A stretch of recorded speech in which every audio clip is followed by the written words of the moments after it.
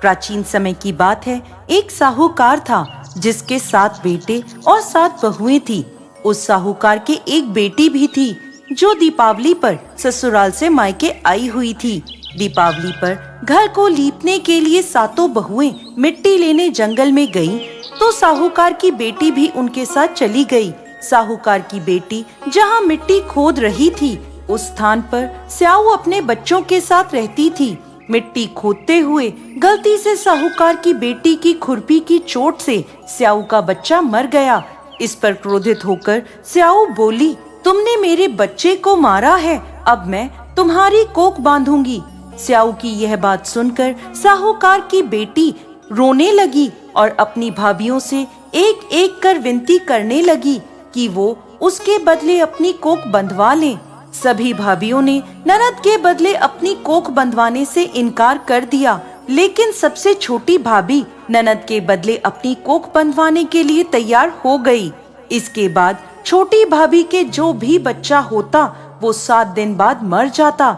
इस तरह एक के बाद एक उसके 7 पुत्र हुए, परंतु सभी मृत्यु को प्राप्त हो गए।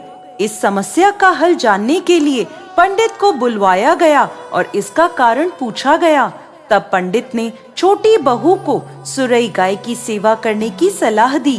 पंडित की सलाह मानकर छोटी बहू अगले ही दिन से सुबह सुबह जल्दी उठकर सुरई गाय की सेवा करने चली जाती। गाय का गोबर आदि साफ कर देती, उसे चारा डाल देती और साफ पानी भर दिया करती थी। यह सब देखकर सुरई गाय ने एक दिन सोचा, ये इतना सुबह सुबह मेरे सभी कार्य कौन कर जाता है, जल्दी उठकर देखना पड़ेगा। अगले दिन सुरई गाय सुबह सुबह तड़के उठकर बैठ गई तो देखती है कि साहूकार की छोटी बहू आई और उसका गोबर उठाकर चारा डालकर साफ पानी भरने लगी। तो सुरई गाय ने उसे रोक लिया और उससे पूछने लगी, तुम किस लिए मेरी सेवा करती हो? तो साहूकार की छोटी बहू बोली, माता, आपकी सहेली स्याऊ माता ने मेरी कोख बांध रखी है, जिस कारण मेरे बच्चे जीते नहीं हैं। यदि आप मेरी कोख खुलवा दें तो मैं आपका बहुत उपकार मानूंगी। सुरई गाय ने उसकी बात मान ली और उसके साथ 7 समुद्र पार स्याऊ माता के पास जाने को तैयार हो गई। काफी दूर चलने के बाद वो दोनों थक कर एक बड़े से पेड़ के नीचे बैठ गए। उस पेड़ पर गरुड़ पंखनी का घोंसला था, जिसमें उसके छोटे छोटे बच्चे थे।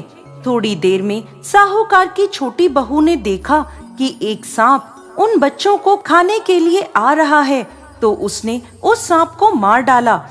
थोड़ी देर में जब गरुड़ पंखनी वापस आई तो खून देखकर सोचने लगी कि इसने मेरे बच्चों को मार दिया है, और वो अपनी चोंच से साहूकार की छोटी बहू को मारने लगी। तब वह बोली, मैंने तो सांप से तेरे बच्चों की रक्षा करी और तू मुझे ही मार रही है। ये सुनकर गरुड़ पंखनी खुश हो गई और बोली, तूने मेरे बच्चों की रक्षा करी है, तू जो चाहे मुझसे मांग ले। ये सुनकर साहूकार की छोटी बहू बोली, तू हमें 7 समुद्र पार स्याऊ माता तक पहुंचा दे।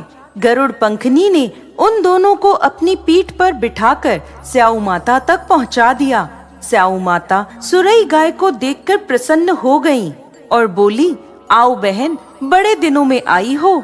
अब आई ही हो तो मेरे बालों में जुएं पड़ गई हैं, वो देख दो। सुरई गाय के कहने पर साहूकार की छोटी बहू स्याऊ माता के सर से जुएं निकालने लगी। छोटी बहू ने स्याऊ माता की सारी जुएं निकाल दी, जिससे खुश होकर उन्होंने उसे आशीर्वाद दिया कि तेरे 7 बेटे और 7 बहुएं हो। ये सुनकर साहूकार की छोटी बहू बोली, लेकिन माता, मेरे तो एक भी पुत्र नहीं है। स्याऊ माता पूछने लगी, ऐसा क्यों? तो साहूकार की छोटी बहू बोली, पहले आप मुझे 7 बेटे और 7 बहुओं का आशीर्वाद दें, उसके बाद मैं आपको बताऊंगी। स्याऊ माता ने उसे वचन दे दिया।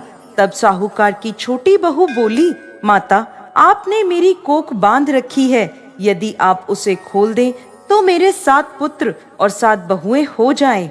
ये सुनकर स्याऊ माता बोली, तूने तो मुझे वचन में बांधकर ठग लिया, लेकिन जा, तू घर जाकर अहोई माता का व्रत कर